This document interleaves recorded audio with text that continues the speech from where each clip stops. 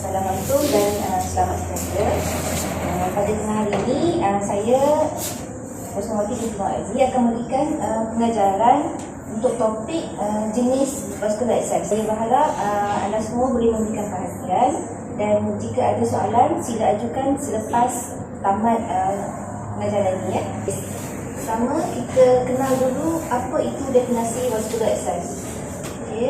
Vascular access ataupun access hemodialisis adalah cara untuk mencapai darah untuk hemodialisis. Maknanya access ni adalah dibuat untuk kita melakukan hemodialisis kepada pesakit.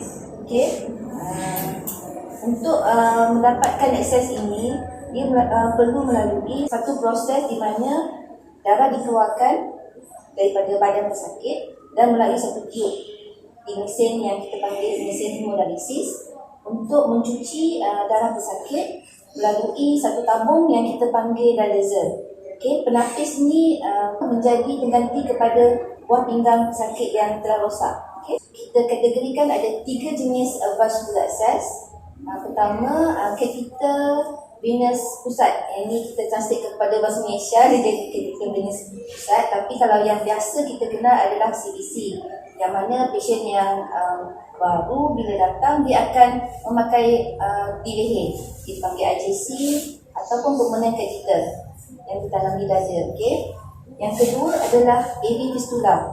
AV fistula ada berbagai jenis yang ada di lengan sini dan di sini, dan kita akan tengok gambar jenis-jenis vascular access yang berbeza. Fistula pun ada jenis yang berbeza, dan lagi satu adalah AV graft. AV graft dia lebih kurang fistula, cuma dia menggunakan satu tiub sintetik yang disambung pada urat pesakit. Jadi kena faham perbezaan dan cara penjagaan untuk fistula, jenis-jenis fistula ini. Kita pergi kepada CVC ataupun catheter venous pusat. Jenis pertama ini ialah catheter yang merupakan tiub fleksibel. Ia tiub yang panjang, dipasang dia dalam bentuk Y yang dipasangkan di bawah kulit pesakit. Dimasukkan di leher, di dada ataupun di pangkal peha. Untuk pangkal peha kita panggil femoral catheter. Dan CVC ini biasanya bukan akses yang kekal. Bermaksud dia hanya sementara. Bila pesakit sudah dapat membuat fistula yang kekal, ia akan dicabut keluar. Ini adalah contoh CVC yang dipasang di dada pesakit. Yang kita boleh lihat di sini, catheter ni berbentuk Y. Berbentuk Y. Satu tiub lumen ni kita akan gunakan untuk mengeluarkan darah, dimasukkan ke mesin dialisis untuk melakukan proses pembersihan darah di tabung yang kita panggil dialyzer, penapis tu ya. Dan lagi satu tiub ni adalah tiub yang akan digunakan untuk memasukkan balik semula darah yang telah dibersihkan ke badan pesakit. Ini adalah rupa dia. Di sini biasanya yang biasa kita lakukan, kita akan buat dressing. Semasa pesakit datang, kita akan tengok kawasan sekeliling, sama ada tanda-tanda jangkitan. Kalau biasa kita tengok, kita buka dressing tu, kita akan tengok ada tak tanda-tanda seperti nanah, kemerahan di sekeliling, bengkak, dan kita boleh nampak di situ, dan kita perlu refer pesakit terus ke hospital. Jangan lakukan dressing cucian pada tempat dressing ni. Sebab nanti bila kita refer ke hospital, dia akan buat swab, dan daripada situ dia akan tahu jenis jangkitan kuman yang pesakit alami. Yang ini adalah catheter pangkal peha ataupun kita panggil femoral catheter. Untuk femoral catheter, kita boleh nampak ni contoh pesakit yang menggunakan femoral catheter. Femoral catheter ada 2. Satu kekal dan satu sementara. Kebiasaannya femoral catheter adalah dirawat di hospital sebab pesakit tak sesuai jika keluar dengan keadaan bila pesakit berjalan, dia mungkin boleh tercabut, itu antaranya. Tetapi bila femoral catheter yang kekal, dia akan ditanam di bawah kulit pesakit dan dijahit. Tetapi masih lagi sesuatu yang cuba dielakkan kerana kebersihan pesakit yang tidak dapat dikekalkan. Maknanya pesakit boleh pergi ke toilet atau membuang air terlalu dekat dengan bahagian kemaluan pesakit. Okay? Biasanya femoral catheter ni digunakan semasa pesakit dirawat di hospital, kes-kes emergency. Okay? Sebab femoral catheter ni dia lebih senang untuk dimasukkan berbanding dengan sensor venous yang di leher. Okay? Uratnya lebih kecil, tapi femoral catheter uratnya lebih besar. Cuma hygiene pesakit tu yang menjadi masalah. Pesakit terdedah kepada risiko infection yang tinggi. Okay? Ini kita boleh nampak gambar rajah ni bagaimana catheter tu dimasukkan. Bentuk catheter sama juga dengan yang ditanam di leher, cuma panjangnya berbeza. Okay? Okay, yang kedua jenis access adalah AV fistula. Okay, AV fistula yang biasa dibuat, dia adalah proses di mana dua urat disambung. Okay, satu arteri dan satu vein. Doktor yang melakukan surgery akan membuat satu pintasan dekat arteri dan vein untuk disambungkan untuk mendapatkan satu aliran darah yang lebih tinggi. Maknanya nanti bila kita nak cucuk pesakit, kita akan cucuk di bahagian vein. Sebab arteri adalah urat yang halus, vein adalah urat yang besar, dan daripada situ cantuman ni dia akan memberikan satu urat yang besar dan menguatkan urat. Okay? Untuk AV fistula dia lebih baik kerana dia kurang jangkitan dibanding dengan CVC. Okay? Contoh AV fistula. Yang ini contoh dia cantumkan arteri dan vein. Okay, nampak kat sini? Okay, dia akan cantumkan. Dan dia kena pastikan cantuman ni darah yang di sini dia akan masuk, dan darah yang baki ni dia mesti ada dilalukan. Maknanya dia tak boleh tutup habis. Okay, mesti ada berapa persen, kalau 25% darah yang perlu dialirkan supaya jari-jari pesakit ni mendapat bekalan darah. Okay, penting. Dan kita akan tengok nanti apa jadi jika bekalan darah tidak cukup kepada tangan pesakit. Okay, AV fistula kita panggil BCF, brachiocephalic fistula. Okay, yang ini cantuman ni dibuat di siku, kan? Okay. Dan ini adalah gambar rajah di mana bila dicantumkan di sini, kena pastikan juga ya, dia tunjuk kat sini yang flow ni 100% flow daripada atas ni. Bila 100%, bila dia buat cantuman di sini, 75 ni dia akan guna untuk fistula dan 25 ni di bawah. Okey, jadi kena pastikan pesakit tidak ada komplain, tidak ada mengadu kebas, sakit, sejuk yang melampau.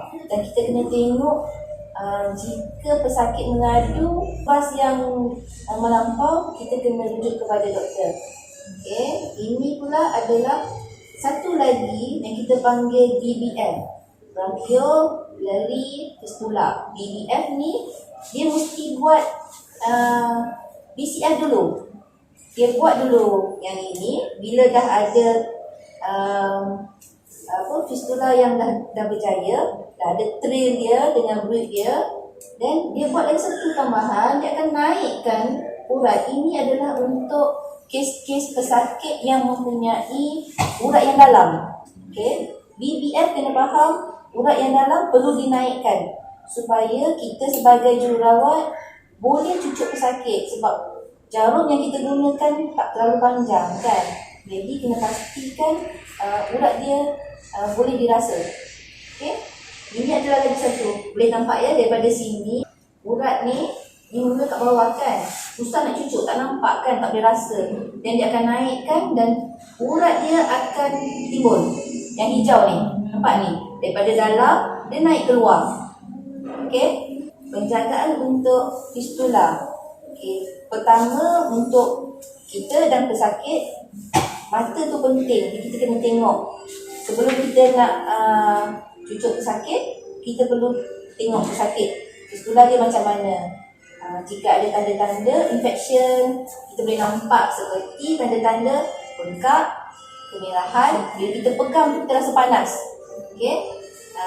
Lepas tu pendarahan kena tengok juga. Jika pesakit dah buat dialisis, lepas beberapa hari masih ada pendarahan, dan kes-kes begini kita kena refer. Ataupun pesakit yang mempunyai alergi, kulit dia bila kena gam plaster yang kita pakai tu kan, dan kulit dia melepas. Kulit melepas, kita kena tengok, kita takut ada tentang kuman nanti.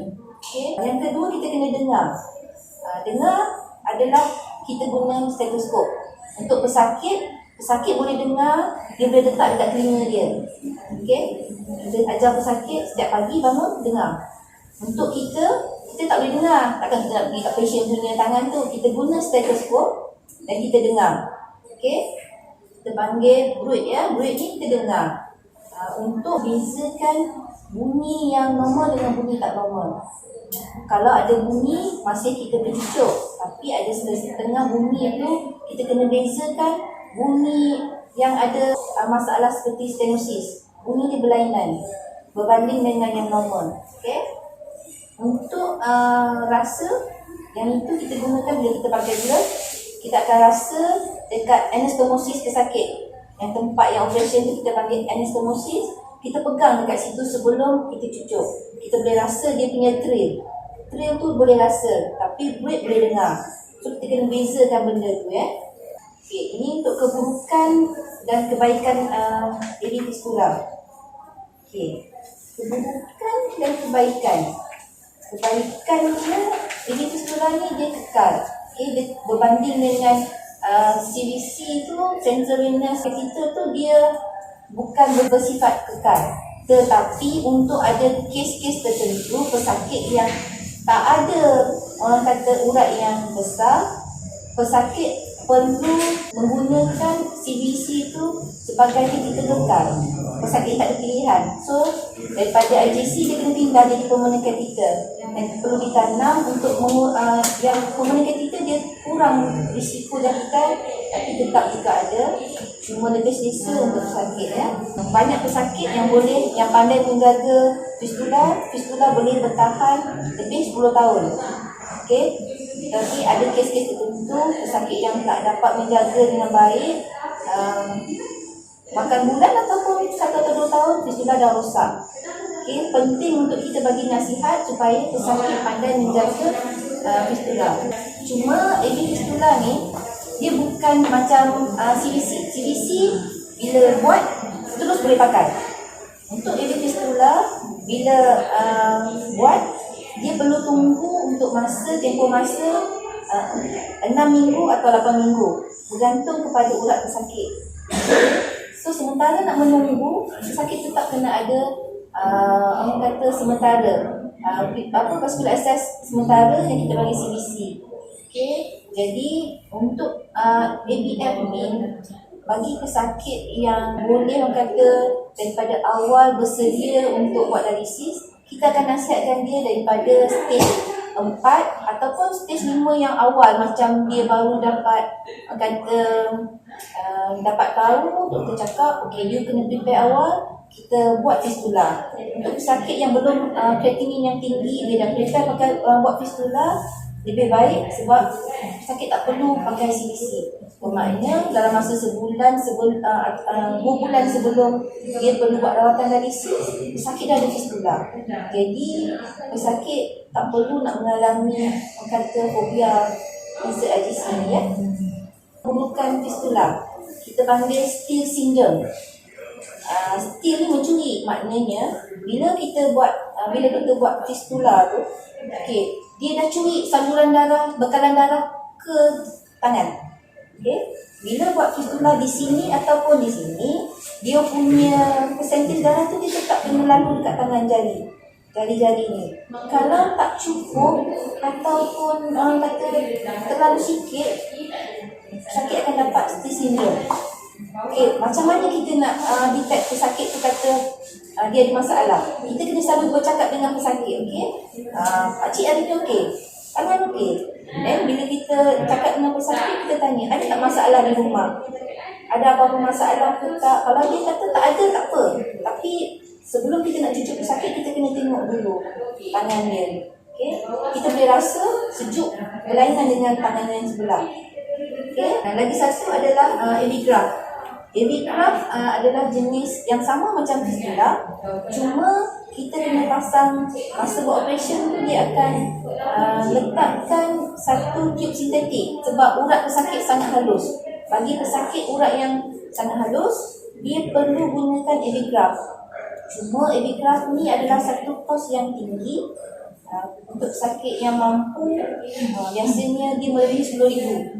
Jadi kalau pesakit yang tak mampu, dia terpaksa lah guna CDC. Okay. Cara penjagaan masalah kebaikan lebih kurang dengan fistula. Okay. Cuma dia lebih berisiko untuk dapat pembekuan darah sebab dia adalah tube sintetik. Dia bukan urat original kita. Jadi dan pendarahan pun sangat tinggi. So, bila kita nak cucuk graf ni, kena berhati-hati. Dan kita jangan cucuk tempat yang sama sebab epigraph ni dia tube sintetik yang tak sama macam tube normal kita, urat normal kita. Dia lambat untuk tutup balik. Sebab dia getah. Dia bukan yang kata macam urat kita yang terus tutup cantik, so kena jaga. Okay, ini adalah contoh epigraph. Okay, tengok ni gambar ni, dia punya tube sintetik dia. Ini tube sintetik yang dicantumkan daripada arteri. Yang merah ni arteri, yang biru ni venous kita. Okay, dicantumkan, nanti dia akan dapat supply dia akan dapat fill kat sini juga. Tapi mula-mula dia kena juga buat kata kemudahan yang sama macam fistula. Ni contoh kalau yang buat dekat atas dan buat kat bawah. Penjagaan epigraph sama je, sakit perlu jaga setiap hari. Sama macam bila kita ajar, kita kena suruh dia lihat, rasa. Okay? Kalau ada apa-apa masalah, dia kena maklumkan kat kita. Kalau pesakit yang tak maklum tu, dia agak susah untuk kita refer awal. Sebab jika ada masalah, kita refer awal, mungkin graf boleh diselamatkan. Kelebihan dan keburukan. Okay. Kebaikan dia boleh digunakan lebih cepat daripada fistula. Sebab dia memang besar dan tube sintetik kan, dia tak perlu nak exercise. Kalau fistula, kita kena ajar pesakit untuk exercise. Okay. Keburukan dia sama lah, dia kena ada guna jarum, lepas tu dia akan terdedah kepada pembekuan. Okay, ini Still syndrome. Definisi Still syndrome adalah dia mencuri darah daripada kita punya saluran darah. Maknanya ada penyempitan dalam saluran darah. Bila dia terjadi, dia akan menyebabkan aliran darah tidak sampai ke jari pesakit. Okay, tangan sebelah bawah. Okay, ini contoh dari pesakit yang kena Still syndrome. Okay, nampaknya gangren ni. Okay, dia jadi hitam. Jadi kita kena tengok bila pesakit punya tangan tu, kita kena tanya, ada setengah dia tak nampak sangat. Kita boleh perasan tangan ni dia mesti dua-dua nampak sama warna merah dia. Kalau sini pucat, kita pegang sini sangat sejuk, yang ini tak sejuk. Bermakna dia sudah ada masalah. Dan kita kena tanya patient. Kadang-kadang patient ni dia ingat normal lah bila dah buat fistula, rasa macam tu. So kita kena tekankan kepada pesakit apa yang normal dan apa yang tak normal. Okay? Jika dia ada masalah, kita kena tanya dia apa yang dia rasa di rumah, apa yang dia rasa semasa buat dialisis. Sebab kadang-kadang masa dia buat dialisis pun dia akan rasa benda yang sama, sakit, sejuk, okay? Dan kita boleh nampak kalau yang ada tanda dah biru-biru tu, cepat-cepat kita kena refer. Okay, ada pesakit kalau tanda awal biru, kita refer cepat, doktor kena buat ligation. Ligation ni maknanya dia jahit balik fistula pesakit. Dia tutup balik. Dia kena sambungkan balik saluran darah yang ke bawah ni kepada arteri tu balik. Supaya 100% darah boleh sampai semula ke jari pesakit. Kalau lambat, pesakit punya jari kena potong. Okay, yang mana yang gangrene tu kena potong. Jadi kita kena bagi tahu pesakit. Kalau tak bagi tahu apa jadi, dia akan ingat benda tu normal. Okay, ni Stay syndrome. Jarang berlaku, tapi dia akan berlaku kepada pesakit biasanya yang berumur lah. Sebab ada doktor yang dia nak buat fistula, dia nak pastikan berjaya.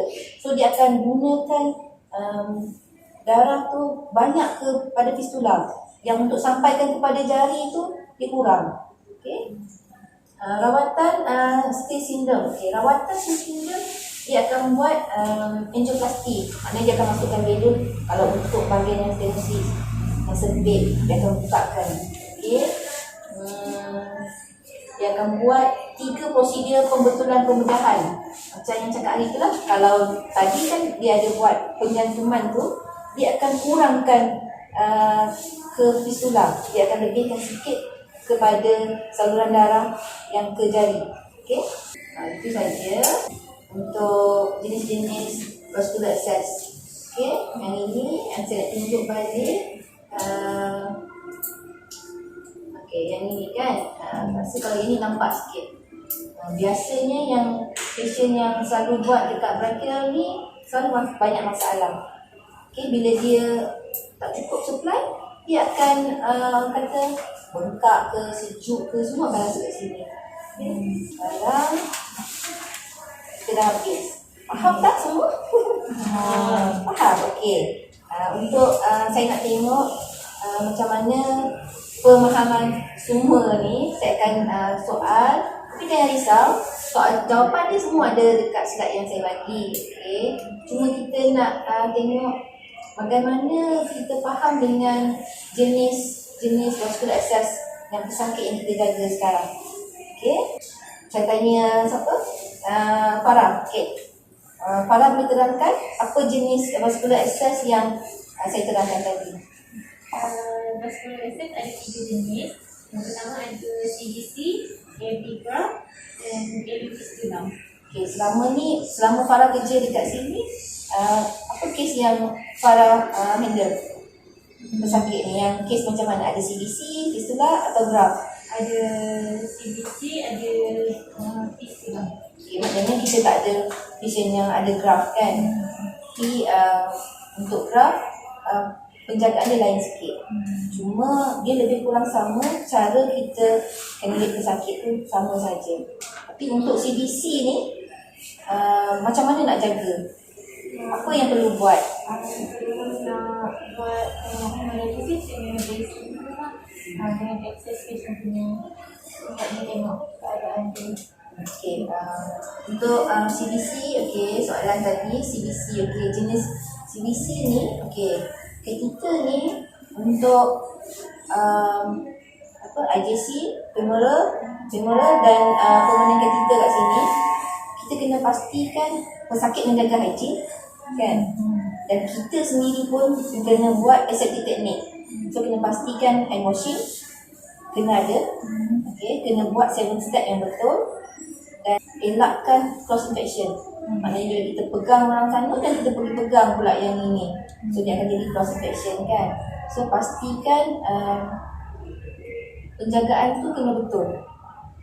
Okay, kena minta pesakit pastikan jangan mandi, basahkan, elakkan membasahkan dressing dia kan. Dan kalau patient yang tak pandai jaga hygiene, kita kena bagi nasihat berterusan sehingga dia pandai menjaga dressing dia. Okay, bagus Farah. Okay, Tujuan kita ada vascular access ni untuk apa? Bersila. Untuk hemodialysis lah, untuk pesakit yang end stage dah lima. Okay, untuk vascular access betul kita guna untuk dialisis. Kalau tak ada vascular access, boleh tak patient buat dialisis? Cucuk je lah urat-urat ni, tak boleh. Untuk rawat tu kau kena guna yang CBC lah. Itu maknanya vascular access itu sama je. Maknanya kalau urat biasa tak boleh sebab dia tak ada tekanan yang tinggi. Sebab kalau urat biasa dia besar tapi dia darah dia tak kuat. Sebab itu kita kena buat satu pembedahan untuk macam jenis fistula ni supaya darah tu boleh dikeluarkan kan. Untuk CVC tak apa sebab dia terus daripada jantung terus dia kuat darah tu keluar. Okey, bagus. Akhir sekali kebaikan fistula berbanding graft. Apa beza kebaikan dan keburukan? Fistula dia tahan lama kalau pesakit tu pandai jaga. Kalau graft tu dia keburukan dia cepat buku dengan pendarahan. Dan biasanya graft ni pun sebab dia sintetik, paling lama pun dia mungkin 2 atau 3 tahun. Ada kes-kes yang boleh lebih sikit tapi dia lebih berisiko untuk pembekuan darah tu sangat tinggi. Okey, saya rasa sampai di sini dulu. Terima kasih kerana memberikan perhatian yang sepenuhnya dan saya harap apa yang saya ajar pada hari ini boleh digunakan di masa depan. Okey, itu saja. Terima kasih.